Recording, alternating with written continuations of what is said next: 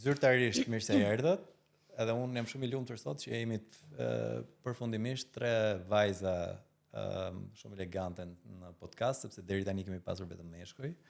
Dhe nuk domethënë gjithmonë na pyesnin pse vetëm meshkuj, se herë postonim. Kështu që tani po shpresoj të marrim pse vetëm vajza. Dhe do mundohemi që sot të nxjerrim më të mirën e atyre vajzave dhe grave që ne kemi financuar gjatë 2 skemave të fundit, 2024 në 2025, dhe duam të kuptojmë jo vetëm unë që mbase ju njohë çik më shumë, por edhe të gjithë tjerët që çfarë bëni, si e bëni, çfarë potenciali ka ose do të ketë ato që ju I keni si sipërmarrëse të reja I keni filluar, dhe se si në fund fare ne mund të suportojmë akoma më shumë, mbase jo vetëm ne si agjenci, por edhe po themi institucionet e tjera shtetërore, si të ndihmojnë më shumë në rrugtimin tuaj. Kështu që mirë se erdhët. Unë do ta filloj me një prezantim ju vetë dhe çfarë bëni.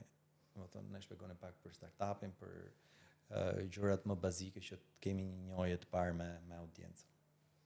Joana. Si fillim, shumë faleminderit për ftesën, edhe akoma një falënderim më I madh për mbështetjen.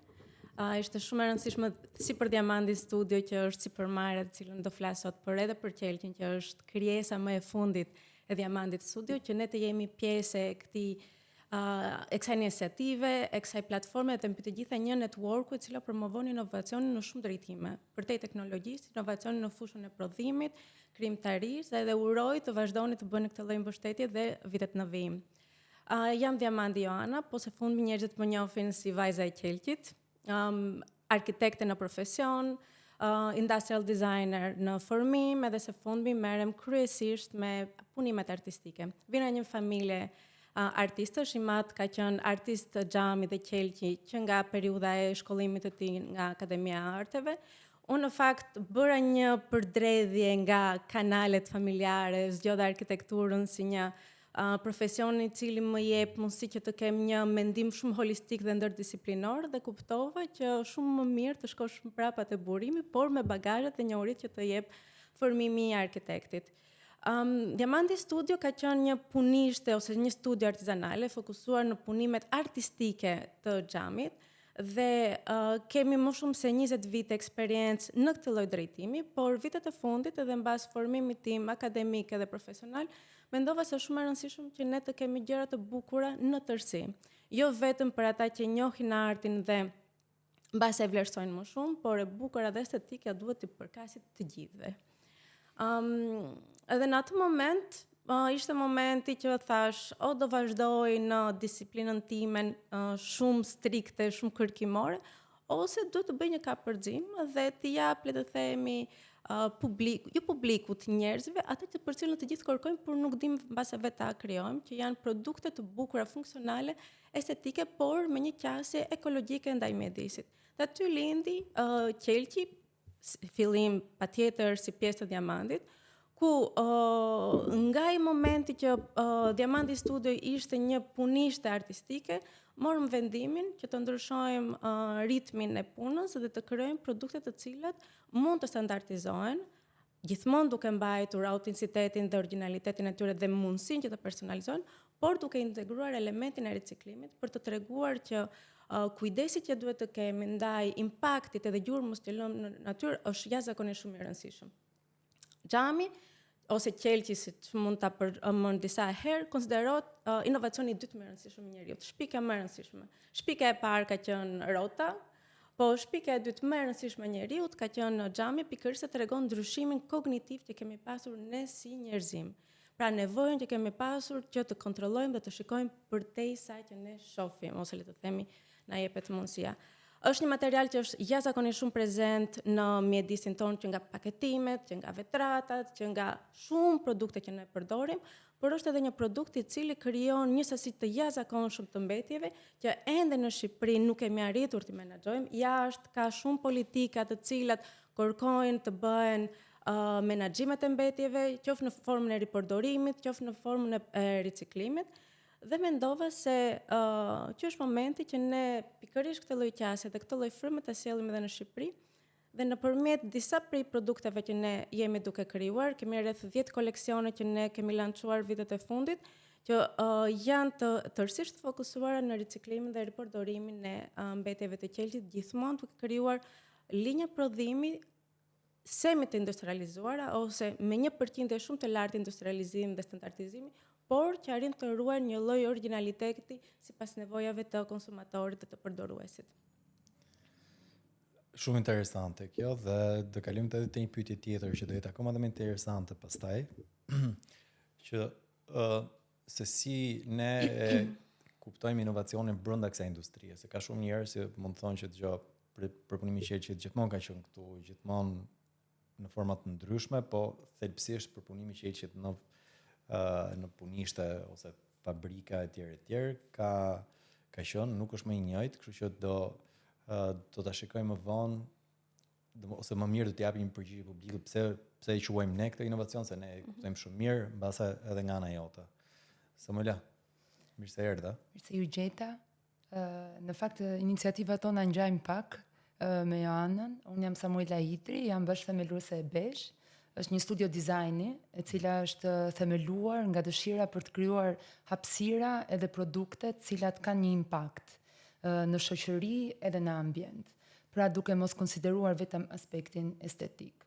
Kur ne u themeluam si studio, diku para 2 vitesh, kishim një produkt të parë, i cili ishte akoma një prototip, abazhuri tas, i cili është i përbërë nga materiale të ripërdorura nga mbetjet e ndërtimit. Pra në bazë ka gur natyror ose beton, dhe kjo kombinohet me drurin i cili është i punuar me dorë nga artizan. Dhe në vitin e parë, pjesën më të madhe të këtij viti të parë, ne na u desh që të merremi me zhvillimin e këtij prototipi dhe në krijimin e bashkëpunimeve me artizan, me mjeshtra, të cilët ishin të gatshëm që të bashkëpunonin në realizimin e këtij produkti dhe që ndanin të njëjtat parime me ne. Fillimisht ishte pak e vështirë, por mendoj që diku nga mesi i vitit të parë arritëm që të krijojmë disa bashkëpunime shumë të mira dhe filluam të prodhojmë produktet e para. Krahas punës që ne bëjmë me dizajnin dhe me prodhimin e produkteve, kemi dhe një detyrë shumë të madhe, sidomos për tregun shqiptar, që është ndërgjegjësimi mbi mënyrën se si ne konsumojmë edhe blejmë dhe njohuritë që kemi mbi materialet.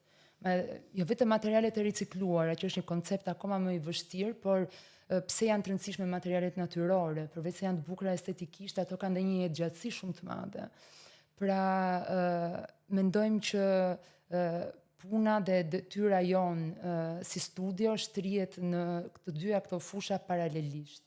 Dhe sot që kanë kaluar 2 vite nga themelimi, kemi arritur që të shtojmë numrin e produkteve, kemi 2 abazhur të tjerë që do dalin në treg këtë vit, dhe vazhdojmë të sjellim materiale inovatore, kësaj radhe po punojmë me letrën e ricikluar, e cila është dhe pjesë e projektit në bashkëpunim me ju, dhe po punojmë me Zeja, dhe kjo është, si thua, një vazhdimsi dhe ajo që ne kishim projektuar që në fillim. Ne nuk duam të prodhojmë të njëjtin produkt në një sasi shumë të madhe, por duam të sjellim produkte të ndryshme dhe të inovojmë nëpërmjet materialeve.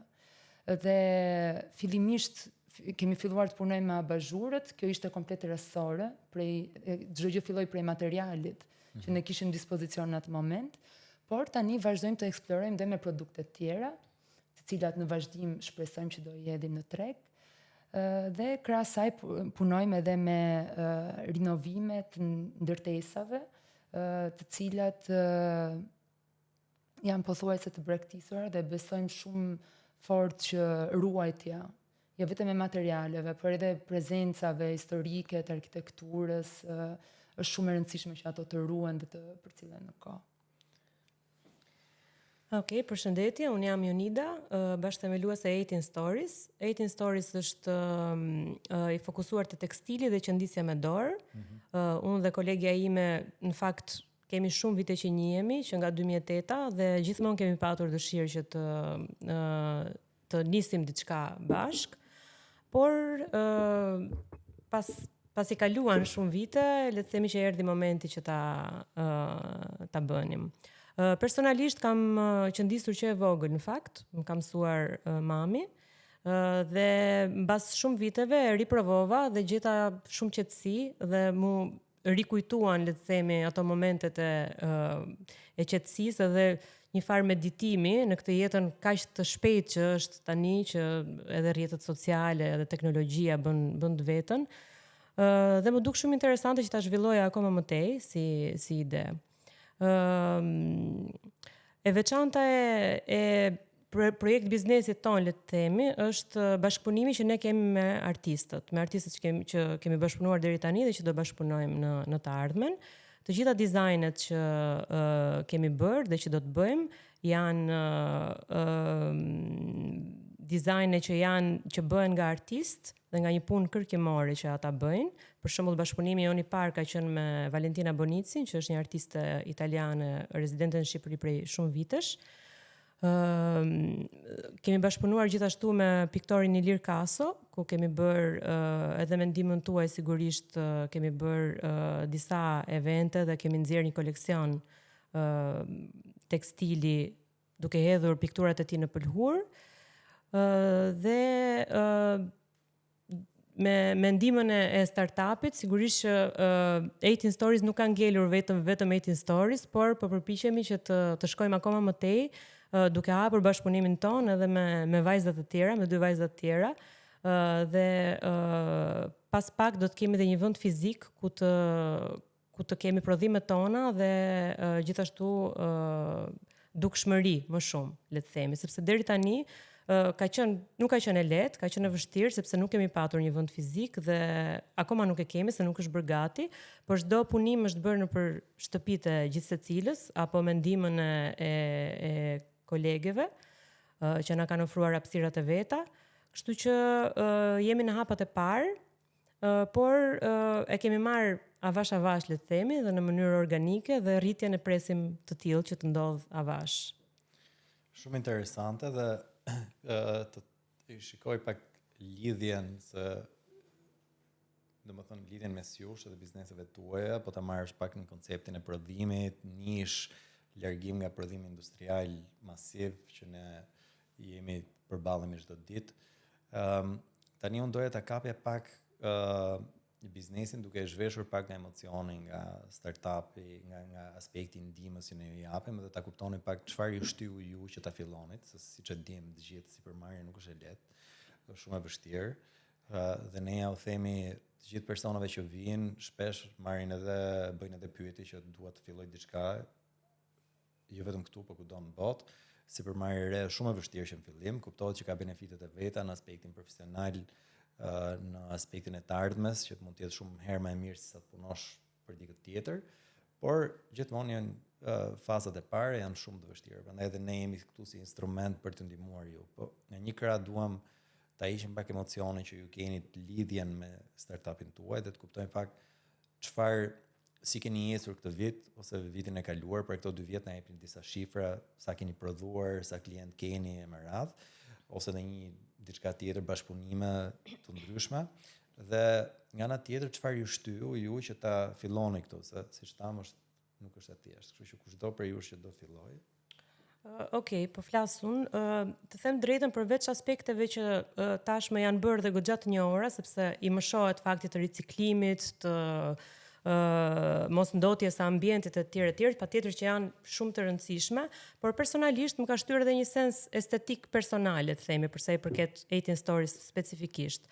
Më pëlqen shumë hapësira, domethënë open space, dhe nuk më pëlqen shumë ky koncepti i dyerve, do doja ta zëvendësoja atje ku mundet me tekstil, dhe më pëlqen shumë edhe lëvizshmëria që ka tekstili. Dhe të gjitha dizajnet që janë, le të themi, minimaliste, sikur më japin një sens qetësie dhe mendoj që kjo mund të transmetohet edhe te njerëzit e tjerë dhe kjo më ka shtyrë që ta çoj më tej 18 Stories. Pastaj sigurisht që është një plus i madh dhe një gjë shumë e rëndësishme që tekstili është tejet i riciklueshëm dhe i ripërdorshëm, domethënë edhe copat e tekstilit që ngelin mbasi bëjmë një perde apo një instalacion arti apo një çarçaf, nuk e di. Të gjitha copat që ngelen mund të ripërdoren për patchwork, tekstil me tekstil, mund të përdoren për mbushje, mund të përdoren për shumë gjëra, madje edhe për bashkëpunime me artizan të tjerë që janë edhe pjesë e startupit. Të paktën mua personalisht më ka ndihmuar shumë grupi WhatsAppit, sepse dhe këtu normalisht që vihet re që human to human është shumë e rëndësishme se sa ato letrat edhe burokracitë që ne mbushim edhe lexojmë të gjithë. Kështu që mendoj që ka shumë hapësirë edhe për bashkëpunim mes pjesëmarrësve të startupit. Okej. Në fakt, siç e përmenda, vi nga një familje që arti ka qenë shumë prezent. Do ishte e pashmangshme për mua të mos vazhdoja diçka që lidheshte me të bukurën dhe me artin, por për te pjesës artistike ose inxhinierike ose industriale, kam pasur nevojën për të lënë një impakt. E para. E dyta, kam pasur një etje të jashtëzakonshme për gjëra të bukura. Që shpeshherë në mjedisin që ne rrethohemi, sidomos me këtë konsumin ekstrem të brandeve ndërkombëtare, që çdo gjë është standardizuar në mënyrë ekstreme, e tipizuar në mënyrë ekstreme, që kushdo duket njësoj, unë kam pasur një nevojë të gjeja veten time, qoftë edhe në gjën më të vogël, qoftë edhe tek vathët, qoftë edhe tek gota. Historikisht kam lexuar jashtëzakonisht shumë poezi dhe filozofi japoneze dhe çfarë më bënte përshtypje tek një popull i cili është ekstremisht industrializuar dhe i prirur drejt teknologjisë, kanë treguar një afeksion të jashtëzakonshëm për gjërat e përditshme dhe në sendet më të vogla ata gjenin paqe dhe një kënaqësi shpirtërore. E vërteta është që ti the të heqim pjesën e emocionit, por pak të lloj emocionit ti nuk mund të kapërces sfidat që sipërmarrja ka. Dhe të them të vërtetën nuk është më e thjeshtë të kesh një sipërmarrje se sa të punosh për dikë tjetër, se në momentin që punon për dikë tjetër, 9-5 punon për atë dhe pastaj ke një jetë personale ose ke një ritëm jetese shumë më të ekuilibruar, por kur je në sipërmarrje ti je aktiv 24 orë në 24, 7 ditë të javës, mund të them 8 ditë të javës, dhe je në kërkim të vazhdueshëm për risi. Dhe risia nuk konsiderohet vetëm tek krijimi i gjetjeve të reja, por risia konsiderohet, unë të paktën risinë dhe inovacionin e lidh me identifikimin e nevojave. Pra cilat janë nevojat. Dhe në momentin që shifja që tregu dhe mjedisi në cilën unë jetoj nuk më plotëson nevojat e mia. Qoftë nevojat e mia estetike, pastaj mund të jenë nevojat funksionale, pragmatiste të përditshme, atëre nëse nuk arrit të gjej jashtë, duhet të jem unë personi që të përgjigjem këtyre nevojave. Dhe në fakt që është një nga parimet ose një nga proceset më të rëndësishme të proceseve të projektimit. Design thinking kërkon empati, pra të jesh në kontakt me individin. 2, identifikim, ose ndryshe për ekspertët e marketimit, kur ti nuk e identifikon një nevojë ekzistuese, ti e krijon një nevojë, por pa pasur një nevojë të mirëfillt, ti absolutisht nuk mund të jesh i dobishëm. Pastaj ke identifikimin, krijimin e një produkti, testimin edhe pastaj le të themi nxjerrjen në treg. Pra është një proces shumë më kompleks. Çfarë unë shoh shumë të rëndësishëm në aspektin e sipërmarrjes është se të vënë në lëvizje të vazhdueshëm për të rishpikur veten. Edhe është vektori dhe kanali më i rëndësishëm që ti të zhvillohesh. Nëse do jetë në sipërmarrje, akoma më mirë se ti mund të bësh edhe i dobishëm për të tjerët, mund të jetë po e njëjta gjë ose diçka e ngjashme edhe në fusha të tjera, por sipërmarrja ty të sfidon të krijosh për vërtet të kapërxesh, por të krijosh ngjitje akoma më të larta dhe sa mirë nëse këto ngjitjet e tua mund t'i vinë në shërbim të tjerëve. Okej, shumë interesante disa gjëra. Një për atyre ishte çështja e konceptit inovacionit, sepse ne jemi të rrethuar gjithmonë, edhe siç e bërë edhe hapjen, kemi gjithmonë në përgjithësi meshkuj që ndërtojnë aplikacione, sidomos AI, domethënë shifet inovacione shumë shpesh në me atë lenta, dhe kemi shumë shpesh dhe sidomos komentet që vijnë në forma të ndryshme, kjo nuk është inovatore, për mund të shohin qelqin ose prodhimet që ju bëni, nuk po e them që e kanë bërë për ty. Nëse kanë thënë të vinë që unë të përpijem të bëj më e mirë. Me që po drejtohem, nuk e kanë thënë, po e kanë fjalë në përgjithësi shikojnë diçka nëpër rrjetet tona që ne promovojmë, edhe e kuptojnë ndryshe inovacionin. Pra në përgjithësi kuptohet me lentën e teknologjisë, aplikimit, përdorimit e AI, të më radhë. Arsye pse ju jeni përzgjedhur është sepse ne shikojmë që ka një inovacion qoftë në proces, qoftë në produkt, qoftë në zhvillim, dhe ka një edhe potencial për rritje në treg. Prandaj,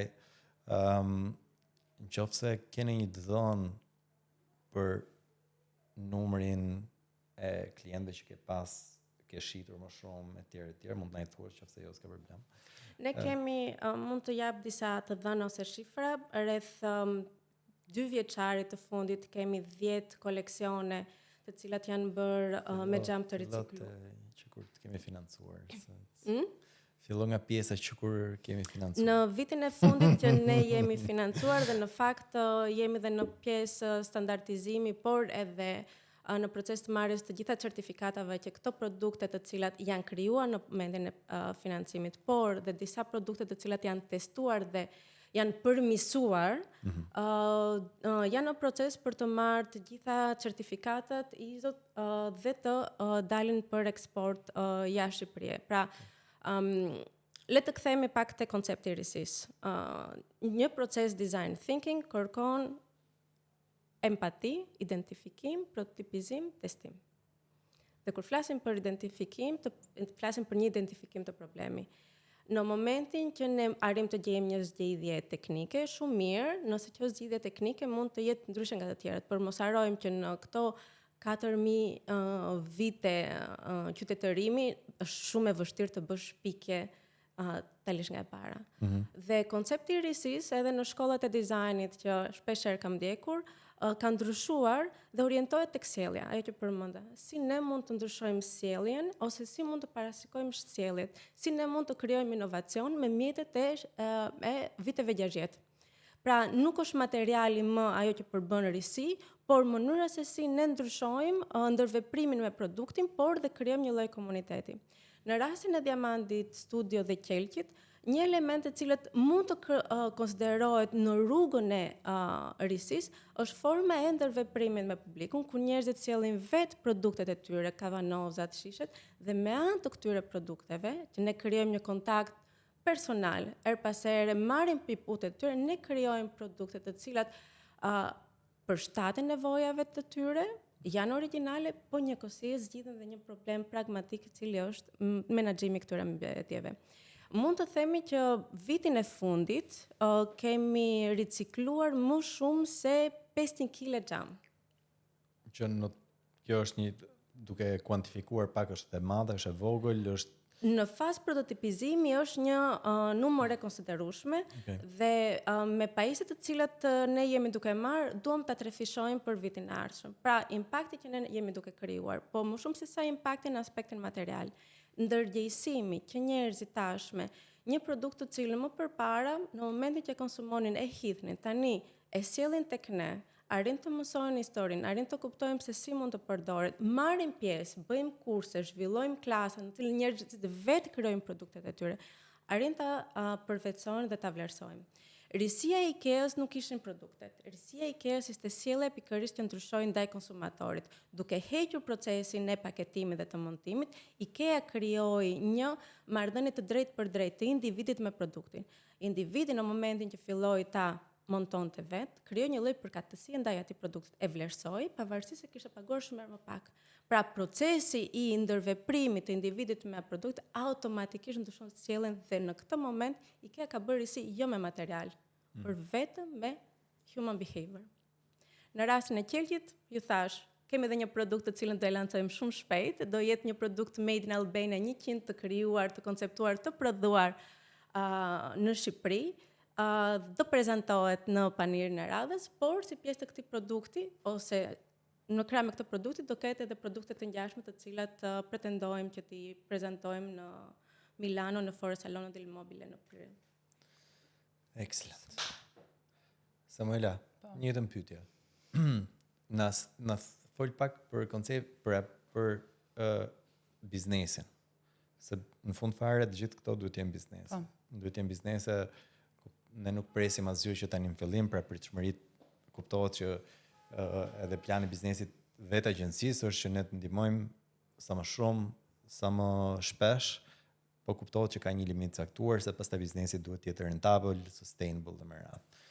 Na fol pak për biznesin, domethënë si ka ecur, ku jeni ju me në aspektin e zhvillimit të produkteve, linjave, vlerave që keni gjeneruar nëse këto janë të dhona dhe çfarë të shtyu ty që ta vazhdoje, domethënë se ke një në aspektin e personal. Po. Fillimisht ta fillojmë se si filloi, që t'i japim të krijojmë pak kontekstin. Pas rreth 10 vitesh që kam punuar si arkitekte dhe designer në studio të ndryshme, në vend edhe në Itali, vura re që ishte shumë e vështirë që të ndiqet gjithë procesin, nga dizajni deri në prodhim, ashtu siç foli dhe Joana. Dhe kjo ishte një ndër arsyet kryesore që më shtyu të themeloja studion që kemi tani Bezh.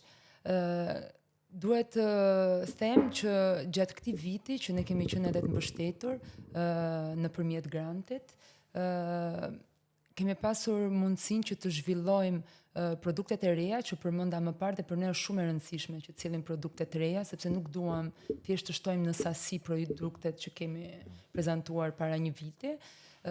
Pra kemi këtë bashkëpunim të ri, të abazhurit që po prodhojmë me letrën e ricikluar, ku e kemi krijuar prototipin e parë dhe brenda vitit do bëjmë dhe lançimin e produktit. Dhe krahas saj po zhvillojmë edhe faqen tonë të webit, e cila është shumë e rëndësishme për të thjeshtësuar procesin e shitjeve. Sepse deri tani kemi komunikuar nëpërmjet rrjeteve sociale, që është bërë shumë e zakonshme dhe e përdorshme në ditët e sotshme, po mendojmë që do ishim më profesional dhe do e thjeshtonte akoma më shumë procesin e marrjes së porosive në një moment shpresojmë dhe kryerjen e pagesave nëpërmjet webit dhe mendojmë që brenda fundit të këtij muaji ne kemi strukturën e webit që do mund ta lançojmë dhe shpresojmë diku deri nga fundi i vitit apo fillimi i 2026 kemi mundësinë që të shesim nëpërmjet webit. Se ne kemi përveç klientëve shqiptar, kemi shumë klientë të huaj, të cilët janë të interesuar për produktet tona, të cilët janë edhe më të njohur me konceptet që ne përdorim dhe kjo është forma e vetme se si ne mund të shesim. Prandaj e përmend që është shumë e rëndësishme për rritjen edhe zhvillimin e biznesit tonë në të ardhmen. Mendoj që impaktin e vërtet do e shohim nga fillimi i vitit 2026, sepse jemi akoma në proces implementimi, testimi si të webit, të produktit dhe të bashkëpunimeve me ekspertë ndryshëm që na ndihmojnë në ndërgjegjësim. Por mendojmë që kemi arritur në një pikë të rëndësishme të zhvillimit të biznesit të sotshme. Për ata që kanë dyshime që Bezh është inovatore, kushte ishte përgjigjja jote? Unë edhe kam dëgjuar këtë, sepse kritikat janë të parat dhe mendoj që është shumë e drejtë që të ketë dyshime.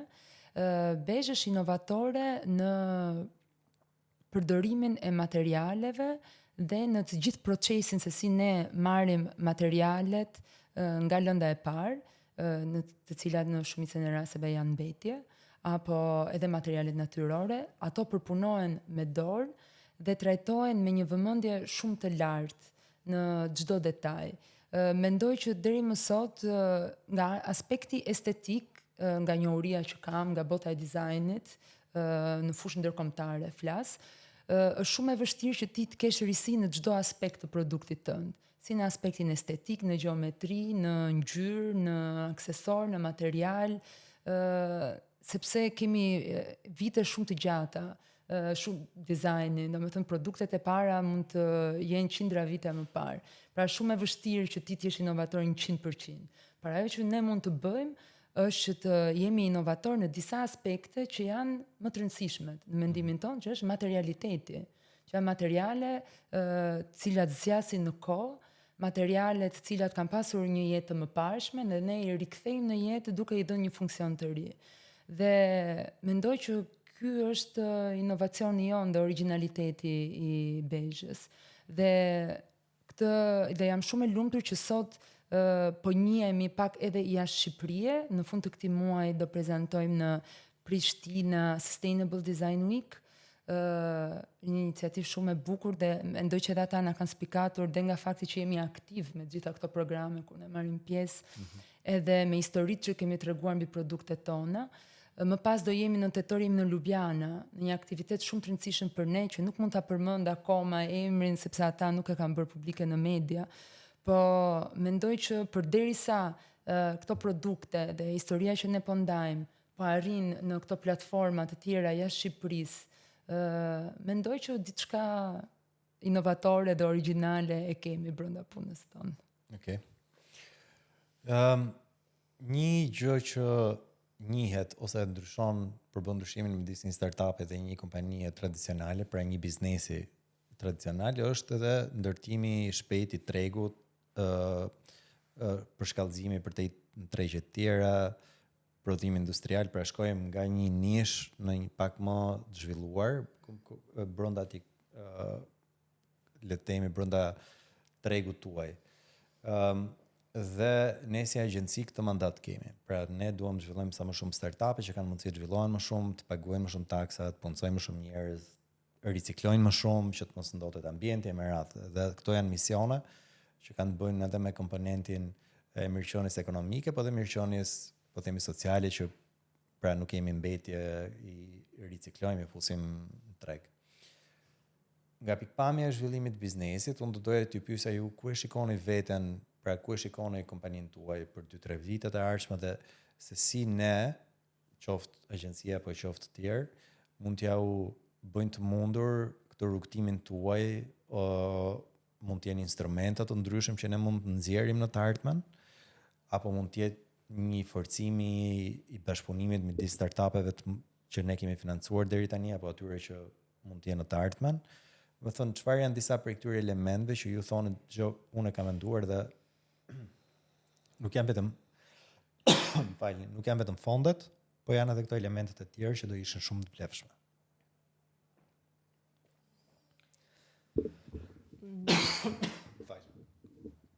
Mbase të bëhej situata ndonjëherë pak më ndërkombëtare, por këtë e them në kuptim mentorshipi mbase.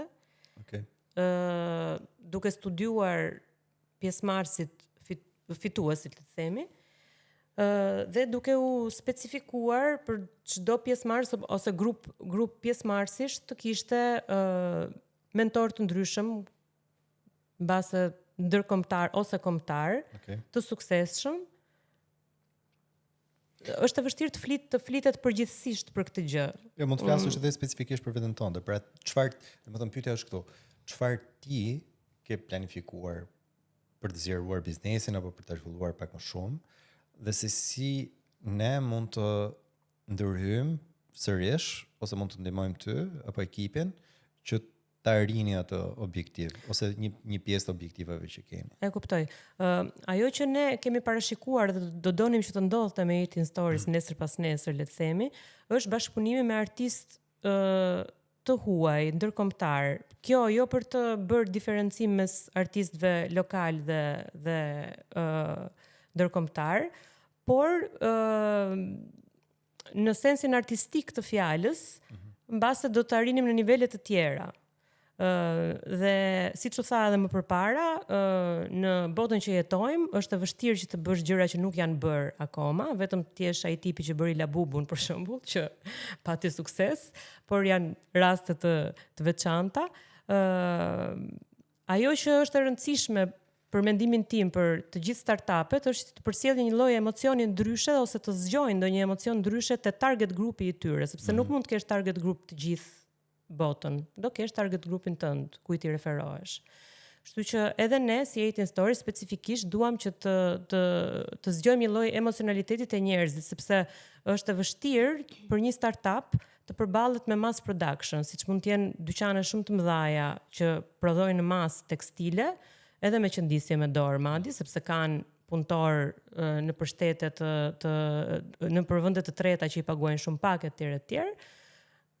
Dhe gjen dizajne nga më të ndryshmet dhe më të bukurat dhe më interesante, po çfarë na mungon që ne ky target grupi i synuar të mbështes më shumë këtë procesin e ngadalt se sa atë të shpejtin që e ka edhe më të thjesht dhe edhe më komfort për ta marrë. Kështu që unë mendoj që kjo është ajo që shton vlerë të paktën 18 Stories, do të ishte ky internacionalizimi, le të themi, i dizajneve, dhe do t'i shtonte vlerë dhe mbase do zgjonte një lloj emocionaliteti te njerëzit dhe te klientët potencial. Dhe këtë ndërkombëtarizimin po e quajmë, që ju doni ta rini, duke qenë se ju jeni, po themi, bazoni te një grup ose te një përpunim me dorë të këtyre produkteve që ju bëni, i cili është një proces shumë i ngadalt. Si e keni menduar që ta zhvilloni biznesin, pra në tërësi, dhe çfarë do t'ju ndihmonte, pra ndërkombëtarizimin në aspektin që do t'ju ndihmonte që ne t'ju promovonim jashtë Shqipërisë, apo do t'ju ndihmonte që t'ju promovonim brenda Shqipërisë të huaj që të vini këtu të shikoni se çfarë biznesi keni. Pra, ku është vlera e instrumentave të tjerë që mund t'ju ndihmojë ju në arritjen e disa objektivave gjithmonë në aspektin e rritjes kapaciteteve që ju keni për të prodhuar më shumë. Se në fund fare mund t'ju vijë një kërkesë, pra ka një moment që në rast se ju vjen një kërkesë nesër për një numër të madh për produktet që ju keni, nuk do arrini dot t'i përmbushni për arsye kapacitetesh prodhimi, dhe rrjedhimisht duhet bëheni gati për këtë përshkallëzim ose për këtë audiencë më të madhe që mund të jetë edhe jashtë Shqipërisë. Përveç se nuk mund t'i përmbushim edhe për aspektin fizik të fjalës, le të themi, edhe pikësynimi im nuk mendoj që është ai i të arrim në mass production, le të themi. Kështu që mendoj që të dy ato që that janë të rëndësishme, edhe sjellja e ndërkombëtarizimit në Shqipëri në formë mentorshipi mbase, apo çuarja e startupeve jashtë, studimi një lloj tregu apo degësh të caktuara që ngjajnë me startupin këtu, do t'ishte interesante, mendoj, dhe do hapte rrugë të reja për të gjitha startupet. Okej. Jana, njëjtën gjë. E kuptoj që ti si e fan se prodhimit masiv, dhe ne gjithashtu, po që t'jeti biznesi suksesshëm duhet ketë një treg në vlerën X. Tani, si do ta arrish ti tregun edhe si mund të ndihmojmë na? Atëherë, këto janë disa pika. Si fillim mendoj se potenciali ekziston midis nesh. Pra, tek ai grupi që përmendëm më përpara, nëse arrim të ndërveprojmë me njëri tjetrin, do arrim që e para të shkëmbejmë ide, të vim në shërbim të njëri tjetrit, të gjenerojmë më shumë produkte, të gjenerojmë më shumë të ardhura, dhe në momentin që do na vi koha se to scale up needs time, na duhet kohë, sidomos për produkte të cilat janë niche, sidomos për produkte të cilat kanë dhe kosto të lartë, sidomos për produkte që kanë edhe procese të caktuara që kërkojnë infrastrukturë, dhe që infrastrukturë merr kohë dhe për të marrë know-how, por edhe për ta instaluar.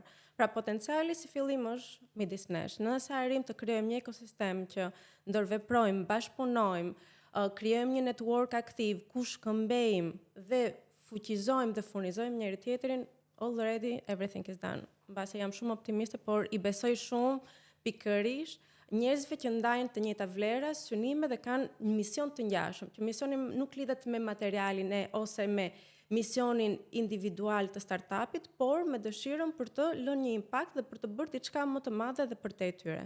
Pra, deri diku është një pasuri është krijuar. Nëse arrim të ndërveprojmë më shumë ose të krijojmë skema ndërveprimi, do ishte shumë ideale.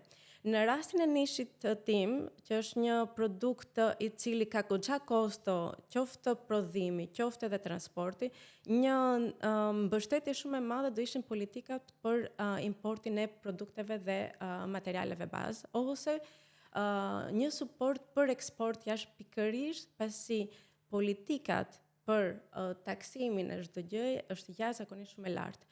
Unë jam kompetitive me produktin tim, pikërisht se nëpërmjet teknikës, patentës, idejimit tim kam arritur të krijoj një kosto shumë të ulët prodhimi. Dhe kam një potencial të konkuroj jashtëzakonisht mirë produkte të ngjashme që një prodhues italian mund t'i japi për 10 fishin e kostos, ose një prodhues francez ose një prodhues zvicerian mund t'i japim me një kosto jashtëzakonisht shumë të lartë. Pra, unë jam shumë kompetitive në këtë drejtim. Por jam kompetitive se kam arritur të gjej formulën e dur, por për të arritur krijimin e kësaj formule në material, më duhen materiale, pigmente, infrastrukturë të cilat në Shqipëri vinë me një lloj kosto jashtëzakonisht shumë të lartë. Këto janë kostot e importit të këtyre materialeve.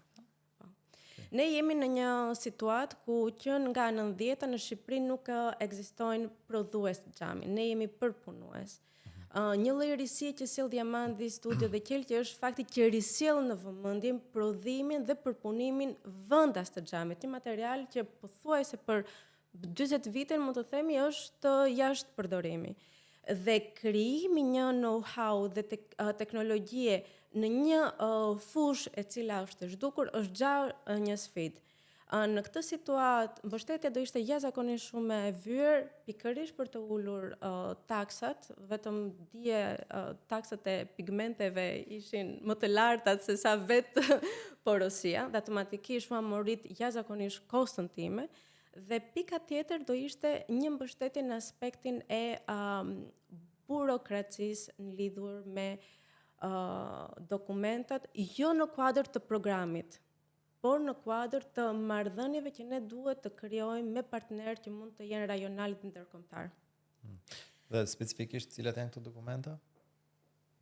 Hartimi një dokumenti është që nga raportimet, që nga nuk mund t'i cilësoj, por krijimi një edukate pune lidhur me cilësitë skeda teknike, të cilat deri diku unë si individ mund t'i kem se vi me një background të tillë, por nëse do flisim për një sipërmarrës i cili nuk e ka këtë lloj strukture, jam e sigurt që do ketë shumë vështirësi për importin ose për krijimin e marrëdhënieve jashtë. Këto ti kërkojnë kur ti eksporton? Kur krijoj marrëdhëniet ose kur aplikoj në për programe ose në për projekte ndërkombëtare të cilat kërkojnë disa të dhëna, disa data të cilat duhet të jenë të kopësitura. Okej, po këto offline. Këto kërkesat janë nga kush? Nga projektet që financojnë? Nga projektet ose nga kompani potenciale që duan të dhëna. Më vërteto ti përmbajtjen 1, 2, 3. Po këto si kërko. Po këto skemi i kërkojnë vetë ata. Kërkojnë vetë ata. Jo, këtu agjencia mund të krijojë një ndihmë për edukimin e përgatitjes së këtyre gjërave. Përgatiten këto gjëra, jo të na i përgatisin. Para një lloj mbështetje. Pra kesh një suport teknik. Një suport teknik se si bëhet dokumentacioni. E kuptova, dakord. Në këtë sens se nuk kemi nuk kemi një, si ta them, kulturë sipërmarrje dhe forma se si është zhvilluar sipërmarrja në Shqipëri ka qenë informale. Edhe në mënyrë informale ka arritur të mbijetoj, por nëse ne duhet të përshtatemi me legjislacionin evropian që kërkon që për këtë pjatë, e marr si shembull pjatën, më thuaj pigmentet, më thuaj rezistencën, më thuaj aditivet, më jep cilësinë që mund të ketë kontakt me ushqimi, mbase në rastin tim është shumë specifike, por mund të jetë e ngjashme edhe me produktet e tjera. Në përgjithësi, domethënë nuk është specifike, por në fushat caktuara që ka të bëjë me prodhimin vendas, ka gjithmonë një kërkesë që duhet evidentuar se ku, si prodhohet, pra gjurmëshmëria deri në pikën e fillimit atij produkti, siç është në ushqim në këtë rast, sidomos për produkte që përdoren nga njerëz, si preken, qoftë lodra, qoftë pajisje, qoftë produktet nish që ju prodhoni, kanë të bëjnë me materiale sepse mund të jenë dëmshme, mund të përdoren, siç kemi dëgjuar shumë shpesh që vijnë nga shtete të caktuara, përdoren pigmenta apo bojra të cilat mund të jenë shumë të dëmshme. Kështu që dakord, kjo ishte shumë e qartë dhe nuk është edhe jashtë kontekstit sepse ne kemi bërë edhe vjet, këtë vit, me një kompani tuaj kemi bërë një humultim, nuk e di, keni qenë pjesë të plotësimit të skedës ose pyetësorit që ne kemi nisur me një kompani që mat ekosistemin e Shqipërisë dhe kanë dalë disa dona paraprake deri tani që janë shumë interesante. Të një për atyre që unë do ndaloja janë numri i vajzave dhe grave në sipërmarrje pranë startupi që ne kemi mbështetur, që ishte shumë i lartë krahasimisht me vendet e ngjashme në ekosistem si ne, dhe po marr këtu Serbinë, për shembull, diku të 16% e femrave e vajzave dhe grave që ishin mbështetur nga skemat të ngjashme, ose më mirë numri ishte 16%, vlerës totale. Në Maltë ishte diku të 12, në Estoni po prap variantet midis 16-s dhe 18-s. Sa mendoni ju që ishte numri i grave, e kemi publikuar këtë, po duhet të shikoj se sa e keni lexuar këtë vlerën. Sa mendoni ju që ishte numri i grave dhe vajzave që ne kemi 28%. 28? Afër. 40 isha dhe unë. Afër Këtë vit. Këtë vit. Po. Këtë vit në fakt është 43. Krahasimisht me vitin e kaluar që ishte 36, pra kemi ecur pak 36 më fal ishte në aplikim, 27 në financim. Pra kishte dhe do dalem pak te kjo tema sepse edhe në Europë ka një të dhënë shumë interesante që në momentin e aplikimit janë diku të 36-38 në po e marrim kështu mesatarisht aplikant në femra ose po themi startupe të drejtuara nga femra. Ne i quajmë 2/3 e kompanisë duhet jenë më shumë femra se meshkuj. Në Shqipëri ky numër është shumë i lartë dhe me që ju jeni edhe përfaqësoni këtë grup, do duhet merrje pak mendimin tuaj që edhe duke referuar këto shifrave, si e keni ndjerë ju veten në aspektin e, domethënë, një femër në biznes, domethënë kam pasur, mendoni se ka më shumë vështirësi në këtë aspekt, apo jemi në rregull dhe duhet të vazhdojmë rrugën që kemi nisur edhe duhet të shikojmë se domethënë të vazhdojmë në këtë vijë për të financojmë ato që vinë, me që i kemi numrat që edhe tregojnë. Por ajo që është interesante është në momentin e aplikimit ka numër të lartë, në momentin që startupet e rriten, pra numri i startupeve të zhvilluara bie tek ato që janë të drejtuar nga femrat në përgjithësi. Pra bie diku te pothuajse gjysma. Pra kur një startup është i vogël ka shumë, kur fillojnë rritet, numri i femrave që drejtojnë këto startupe është pothuajse gjysma e tyre. Kështu që ne faj i çunave me siguri. Patjetër. Po kjo është një dhënë nga Shqipëria apo kjo është mesatarisht në BE.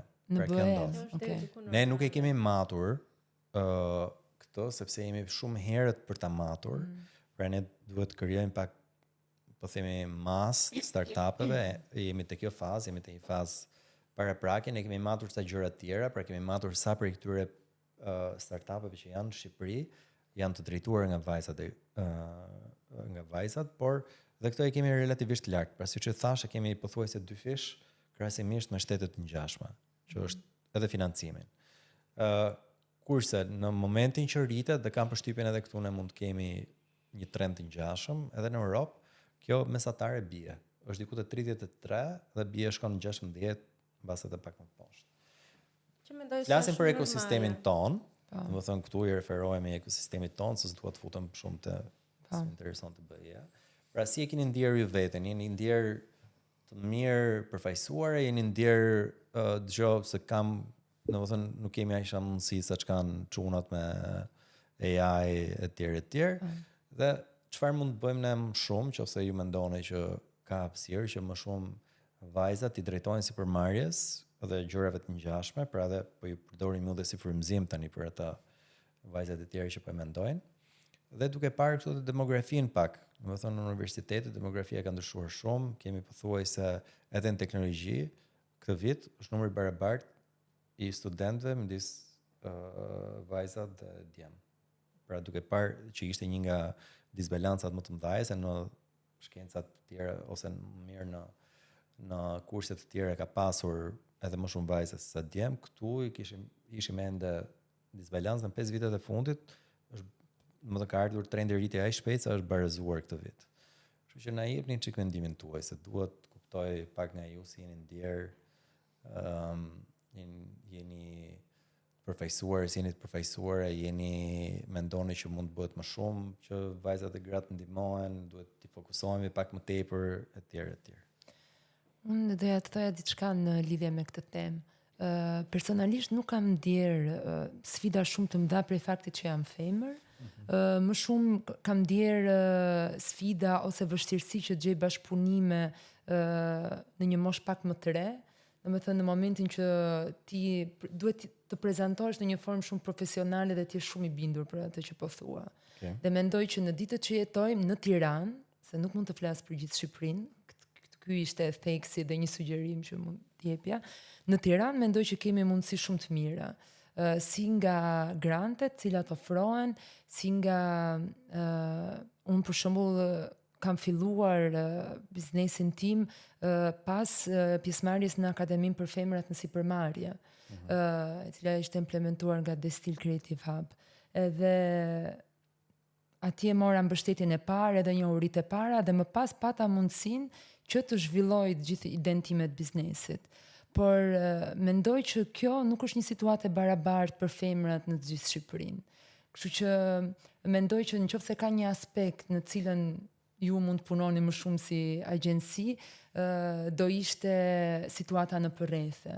E di që në pjesën më të madhe të institucioneve që ofrojnë grante bëjnë fushata edhe në përrethë, por mendësia e shoqërisë në përgjithësi dhe informacioni që përcillet dhe që arrin në këto vende është shumë i limituar se sa informacioni që kemi në Tiranë.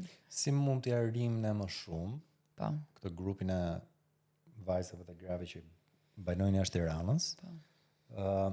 Për parantezë ne bëjmë shumë mbase jo më eftushëm, jam shumë i bindur, po bëjmë shumë evente jashtë, mundohemi shumë evente të çojmë edhe jashtë Tiranës, sepse çdo gjë ndodh këtu, por ka edhe një arsye pse ndodh këtu.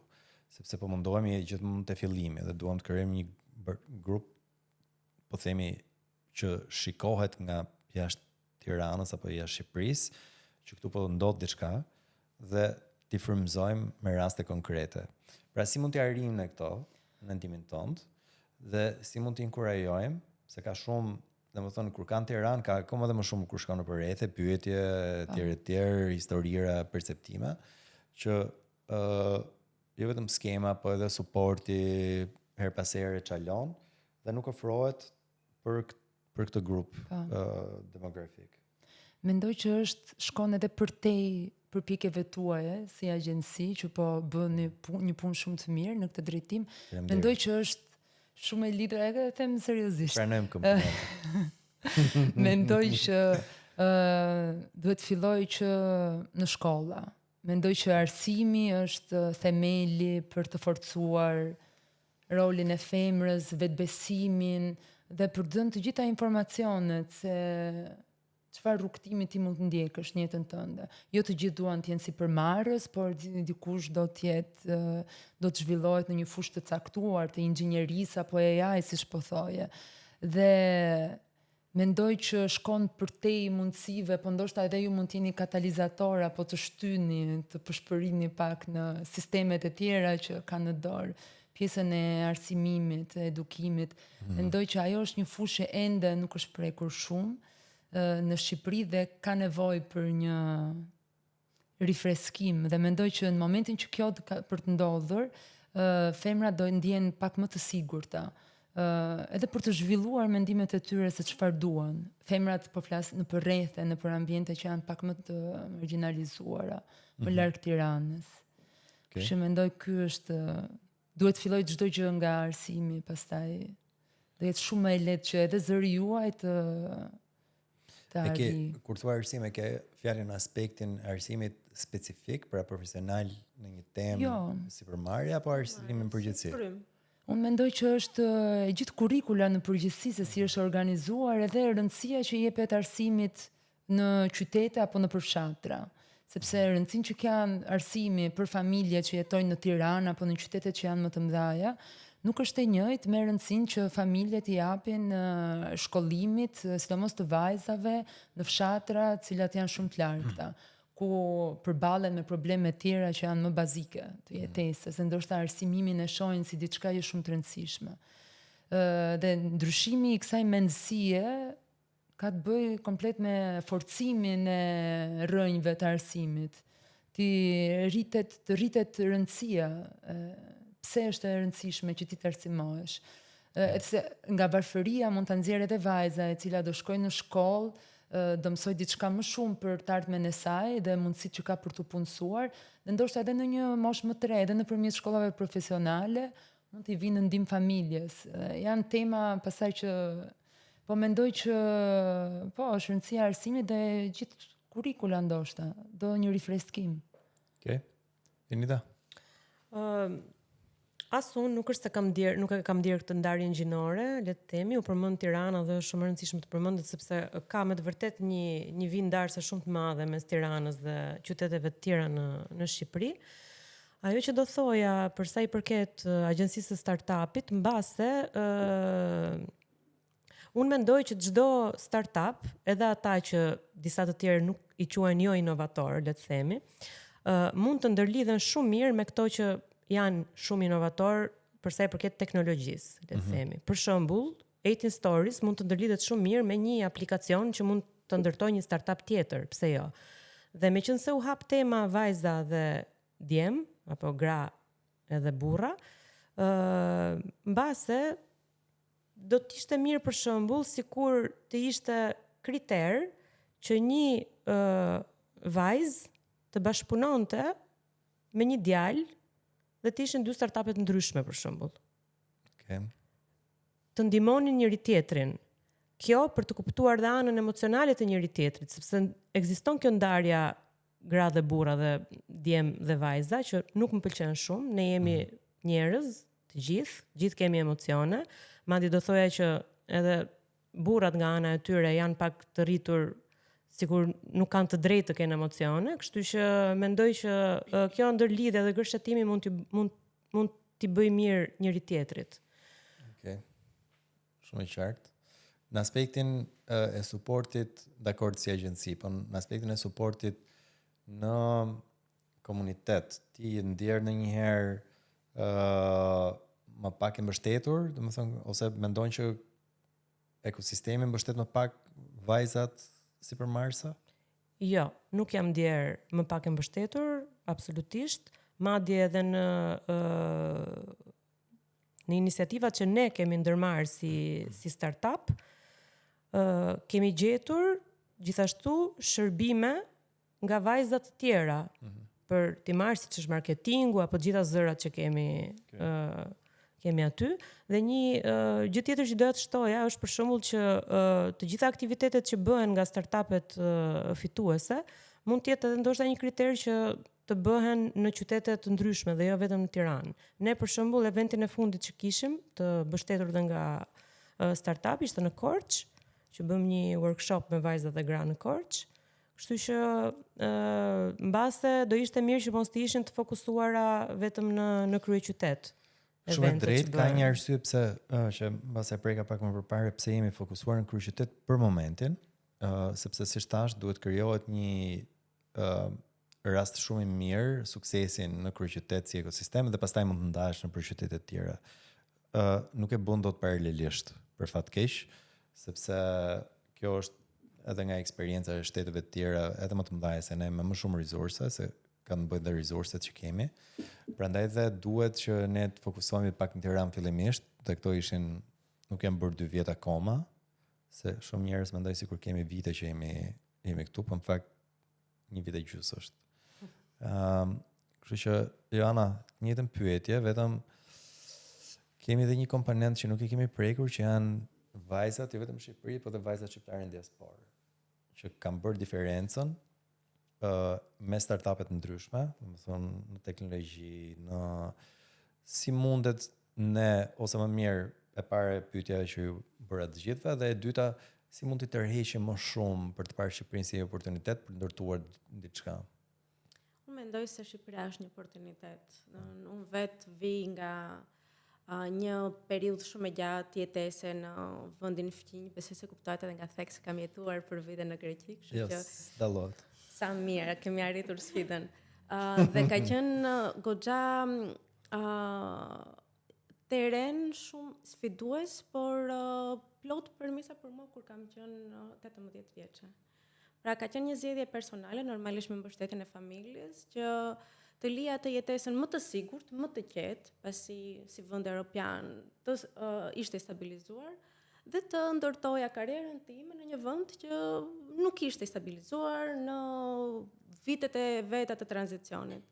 Pra, mendoj se Shqipëria është një vend që ka potencial, pasi pavarësisht se informaliteti mund të konsiderohet i rrezikshëm, pikërisht është terren i dur që ti mund të hedhësh atë elementet të parë dhe gjërat të reja të ndërtojnë. Unë besoj që periudhat e krizave janë periudhat më të mira për të ndërtuar dhe për të krijuar.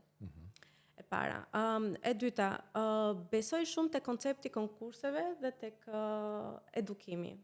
I pajtohem çfarë u thamë përpara, mendoj se nëse do arrinim të zhvillonim disa konkurse në shkollat të mesme ose në shkolla fillore për të krijuar dhe për të nxitur sipërmarrjen, jo si startup teknik me një strukturë biznesi, por për të krijuar ide, aty mund të krijohet ajo shkëndijë e dashurisë që qoftë edhe vajzat të cilat mund të vinë nga rrethet, mund të kenë dëshirë, mund të marrin iniciativën që të bëjnë diçka jashtë një jetese të standardizuar që prindërit shqiptar e kanë.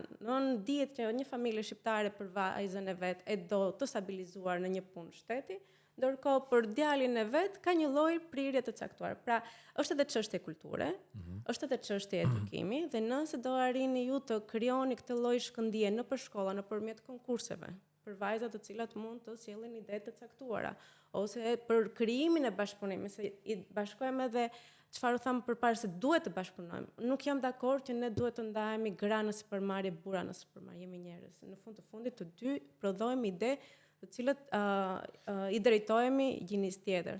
Jo, këtë nuk e kemi ne si objektiv. Ne kemi si objektiv, domethënë edhe në strategjinë e qeverisjes në përgjithësi të ekosistemit që të angazhojmë ose të suportojmë sa më shumë gratë e vajza në sipërmarrje. Është çështje. Duke qenë se ka qenë numër shumë i ulët prandaj. Është çështje mendësie dhe kulture. Në momentin që kultura nuk ndryshohet, është më vështirë që të ndodhi në vitet e rritjes. E vërteta është që unë mendoj se në këtë drejtim Shqipëria është emancipuar. Gruaja, pavarësisht vështirësive që ka, se ka vështirësi, ka një rol të rëndësishëm edhe është prezente. Okay. Nuk e vënë në diskutim që ka sfida. Nga ana tjetër, çfarë u tha lidhur me gratë në drejtim, të cilat numrat e tyre janë më të ulta, që ndodhet dhe për shkak të zgjedhjeve familjare. Pra, zakonisht një startup ndodh në vitet e 25-35 mesatarish, pa pasur një statistik, ndërkohë mbas një moshe të caktuar, domethënë bën disa zgjedhje familjare që mendoj që këto zgjedhje familjare ndikojnë në uljen e numrave të grave që janë në drejtimin e sipërmarrjeve. Por edhe në këtë drejtim kërkon një lloj mbështetje më sociale lidhur me lehtësimin e tyre për menaxhimin e familjes. Mosha mesatare e vajzave që ne financojmë është 35.6. Që do të thotë që nuk janë të gjithë nën 30 dhe ka një pjesë shumë të madhe mbi 35, sepse dhe numri është relativisht i lartë. Meshkujt pak më herë, domethënë me një vit lëviz, që dhe neve t'u habitëm sepse mendonim që do ishte shumë e ulët në aspektin e moshës. Por startupet më të suksesshme në përgjithësi i ndërtojnë individ cilët kanë një eksperiencë pune X caktuar dhe kjo ndodh mbas 35-s. Domethënë ti mund ta tentosh vitet e parë, ka shumë pak raste nën moshën 35 dhe shumë herë më tepër mbi 35, kështu që pa u futur te mosha. Jo, por shumë e rëndësishme që të kesh një eksperiencë, sepse gjithë ajo që të fillosh të themelosh një biznes e pastaj ta zhvillosh do një farë disipline pune, që ti e fiton vetëm me eksperiencën. Qofse nuk e ke atë, është pak e vështirë. Patjetër që ide geniale mund të kesh edhe në mosha shumë të reja, ka raste. Por që ti jesh i suksesshëm dhe të kesh jetë gjatësi, do pak. Moshat e reja në përgjithësi janë shumë të mirë për ndërtuar, për të testuar koncepte të reja, pra për të testuar një teknologji të re, për të bërë një element design që mbase, domethënë vjen dikush nga një background tjetër, nga një fazë tjetër jete dhe bën diçka që kuptohet dikush një moshë caktuar nuk e prodhon. Por në përgjithësi edhe ne shikojmë gjithmonë te kriteri, prandaj i kërkojmë të gjitha këto donat, çfarë moshe je etj. shikojmë gjithmonë se sa mundet një person ta bëjë realitet. Pra mund të jetë ideja shumë e mirë, nëse është 22 vjeç, shumë, domethënë ka shumë mundësi që ajo të mos çohet deri në fund. Okej, tash domethënë me që ju u përgjigjet aq pozitivisht kërkesës e promovimit këtyre eventeve jashtë Tiranës, ne kur të bëjmë eventet e tjera për të promovuar thirrjen, do t'ju marrim ju që ta shpjegoni, jo ne. Kështu që mund t'ju shohin si individ, si aspirant, domethënë grupe njerëzish që janë nëpër qytete dhe ne në dhjetor kemi bërë promovimin e skemës në 18 qytete. Kështu që nuk është se ndalojmë në çdo qytet, bile vjet ka qenë e çuditshme se një vit përpara ne mundoheshim të shkonim, i lajmëronim, i kërkonim që të ishim aty prezent, këtë vit na kërkonin vetë bashkitë universitetit që të shkonin në këto qytete. Kështu që nuk do kemi mundësi të jemi paralelisht, ose më mirë të gjithë bashkë në secilin qytet, po do t'i kërkojmë ju që të shkoni të shpjegoni mundësisht në këto qytete si Fusharësi apo kemi parë, kemi qenë ande.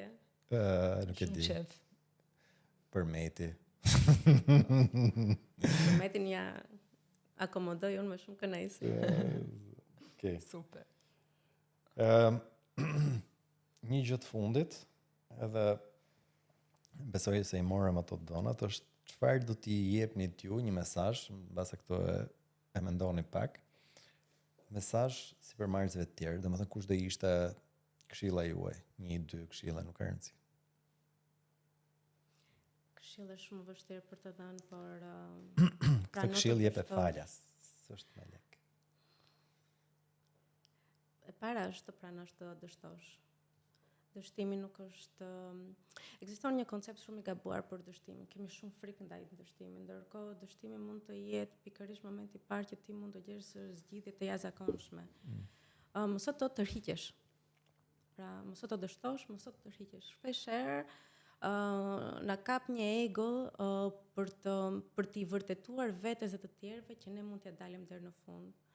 Por ndonjëherë duhet në momentin që merr atë trenin e gabuar të zbresësh më herë, se pastaj rruga deri në fund mund të jetë shumë e shtrenjtë. Prandaj duhet të mësojmë të tërhiqemi. Dhe të jemi sa më shumë kurioz. Mendoj se një sipërmarrës duhet të mbajë mençurinë e eksperiencës që mosha jonë ka, por duhet të rikthehet te kurioziteti dhe kreativiteti që ka pasur vetë si fëmijë kur ishte 5 ose 6 vjeç. Gjithmonë e përmend një eksperiment që është bërë me një dhomë ku ishin disa fëmijë edhe një dhomë tjetër që ishin disa të rritur, i është dhënë një mbajtëse letrash edhe janë kërkuar, i është dhënë një detyrë. Sa lloj përdorimi mund të ketë që objekt i vogël. Normalisht të rriturit me disa korniza që të gjithë i kemi për shkak të ritmit të jetesës, racionaliteti që duhet të kemi për të mbijetuar ose për të vepruar, dhanë një numër të limituar që nuk shkonte 10, 15. Fëmijët kanë dhënë mbi 50 forma të ndryshme përdorimi. Patjetër, këto nuk janë të gjitha të realizueshme, por nëse ne bashkojmë mençurinë e eksperiencës me kuriozitetin dhe këtë pikërisht mendimin sikur nuk ekziston një kuti, se shpeshherë mbyllemi në këtë kuti, ne realisht mund të prodhojmë dhe mund të krijojmë një jetesë shumë më të bukur edhe të dobishme. Edhe më pozitive. Okej, shumë mesazhe aty. Këshilla. Po, jam shumë dakord me atë që tha Johana për pranimin e dështimit edhe për qëndruar kurioze, për të mos i përsëritur, do shtoja diçka tjetër që mendoj shumë e rëndësishme dhe është modestia. Mendoj një farë modestie, jo vetëm në qasje me punën dhe atë që ti bën si profesion apo biznesin tënd, po edhe në lidhje me bashkëpunëtor, me njerëz që të rrethojnë, sepse në çfarëdo lloj momenti që ne të arrijmë të karrierës tonë apo të njohurive që kemi krijuar, ka gjithmonë shumë gjëra për të mësuar. Dhe mendoj që duhet të jemi gjithmonë modest për atë që arrijmë dhe kur jemi përballë njerëzve të tjerë, sepse mund të rritemi akoma më shumë duke dëgjuar nga të tjerë, duke bashkëpunuar. Dhe kjo është diçka që nganjëherë shoh shumë pak te breza më të rinj, se ne Dhe mendoj që duhet ta theksojmë pak në gjitha rastet që kemi mundësi. Okej, unë mendoj që ka një radhë për të bërë gjërat në jetë. Mendoj që rrugtimi psikologjik është shumë i rëndësishëm për çdo njërin nga ne, që na përgatit për shumë gjëra në jetë, por me që po flasim për biznes dhe për startup, edhe për atë, mendoj që duhet të përgatitemi të përballojmë edhe suksesin shumë mirë, sepse shpeshherë suksesi vjen si një goditje për disa persona. Mendoj që ka të njëjtën peshë si dështimi emocionalisht.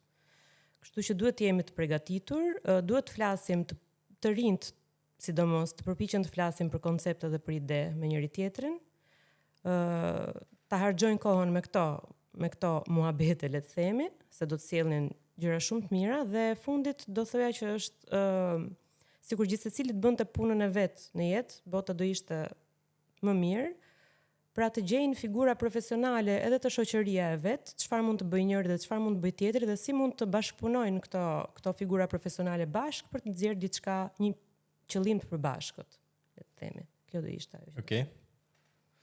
Shumë këshilla atëre, përballime edhe i dështimit edhe i suksesit, edhe një prej atyre gjërave që ne kemi të shumë të vështirë dhe kjo është e fundit, si temë, është ndërveprime me njëri tjetrin. Pra është problem kulturor, është problem i rajonit, se dhe rajoni nuk e bën shumë mirë, po në përgjithësi ne vetë shqiptarët e kemi pak teksuar. Dhe ne po mundohemi ose kemi pas synim që nëpërmjet grupeve, nëpërmjet eventeve, nëpërmjet podcastave, nëpërmjet panajireve, nëpërmjet facilitimit të shumë gjërave të ndryshme, kemi mundësi që njerëzit me njëri tjetrin, sidomos te ky grup i personave që ne ndërveprojmë, të thyen aku, të fillojnë të jeni çik më të lirshëm me njëri tjetrin, pra të suportojnë pa kushte çfarëdo lloj ndihme që ka dikush. Do të thënë herë bëhet, herë s'bëhet, herë kemi përgjigjen më të mirë. Edhe një herë këtu do doja nga ju mendimin, shumë shkurt, mendimin tuaj që si mund ta përmirësojmë këtë aspekt. Shumë i rëndësishëm, sidomos në botën e startupeve, që ka një network nga mbrapa që ty të zhvillon. Pra qoftë edhe një këshill, por qoftë edhe një shërbim që t'jepet, të ofrohet në formën më të mirë për të ndihmuar ty ose ty për të ecur përpara. Është një problem që është pak vështirë për ta trajtuar, sidomos nëse flasim në kuadër të agjencisë.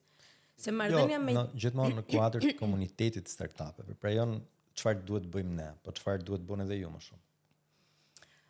Marrëdhënia që krijojmë me të tjerët fillon nga marrëdhënia që kemi me veten. Nëse kemi shumë të vështirë të krijojmë marrëdhënie të tjerë, kemi një vështirësi vet. Por çfarë më ka bërë shumë përshtypje në një seancë mentorshipi në Beograd, që ne ishim persona që vinim nga një rajon goxha problematik, nga Shqipëria, nga Serbia, nga Shkupi, nga Kosova, me një histori pak të ngarkuar. Ata arritën të na zhveshnin nga pikërisht ato elementet që i përmbanin këtij backgroundi dhe theksuan tek vlerat, cilat ishin vlerat tona të përbashkëta. Dhe bën disa ushtrime fantastike, disa se tip speed dating, që ne duhet të prezantonim veten tonë vetëm në kuadër të vlerave që ne kemi.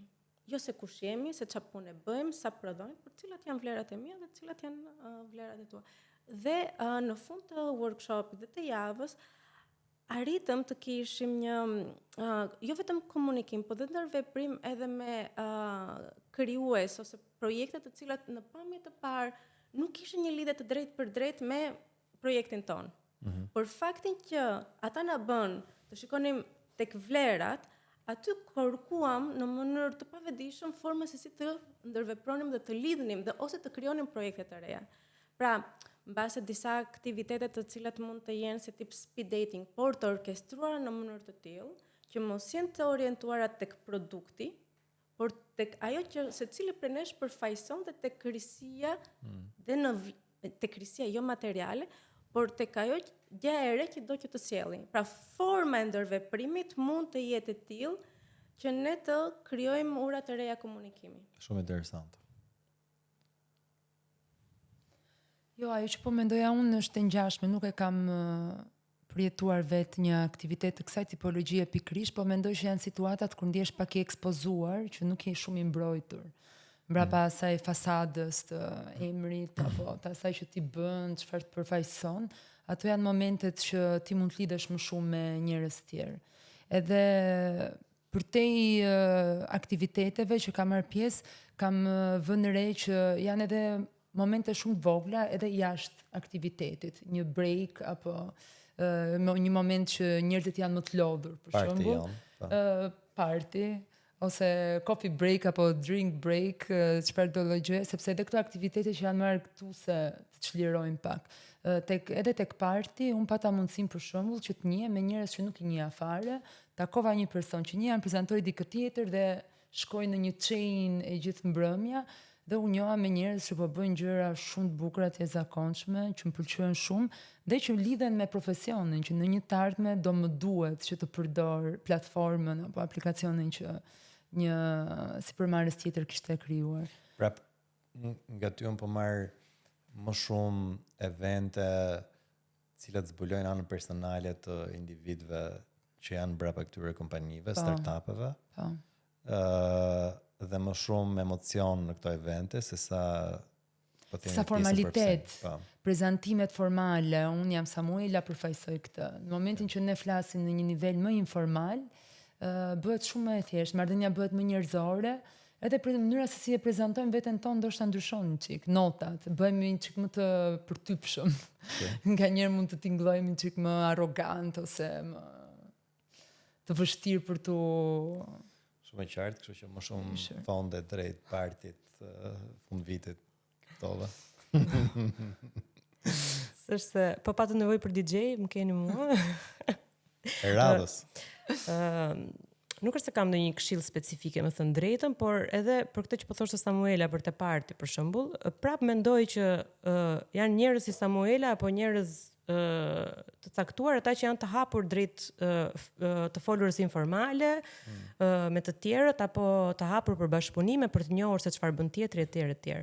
Ndërsa nëse flasim për tipat që nuk janë të hapur drejt këtyre gjërave, sado që t'ju jepet ai ambienti informal për të folur dhe për të bashkëvepruar, mendoj që këtu hyn pak detyrimi në lojë.